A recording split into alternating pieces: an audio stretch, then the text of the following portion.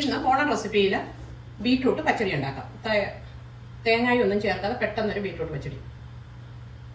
വെളിച്ചെണ്ണ ഒരു 1.5 table spoon, 1/4 teaspoon കടുക്, ഒരു 2 പച്ചമുളക് അരിഞ്ഞത്, ചെറിയ ഉള്ളി 5 ചെറിയ ഉള്ളി, 2 ഉണക്കമുളക്, കുറച്ച് കറിവേപ്പില.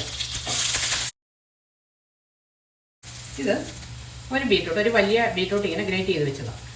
അതിലേക്കിടാം. ഒന്ന് പകുതി മൂത്തിട്ടുണ്ട്, അതിലേക്കിടാം. 1/2 ടീസ്പൂൺ ഉപ്പ്.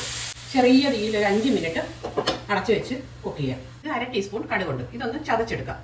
ഇതിപ്പം ചെറിയ തീ വെച്ചിട്ട് 5 മിനിറ്റായി. ഈ കടുക് ചതച്ചത് ഇതിലിടാം. ഇനി ഇത് ഓഫാക്കാം. ഇനി ഈ ബൗളിലേക്ക് 1 കപ്പ് തൈരിടാം. ഇതിലേക്ക് ഈ ബീറ്റ്റൂട്ട് ഇടാം.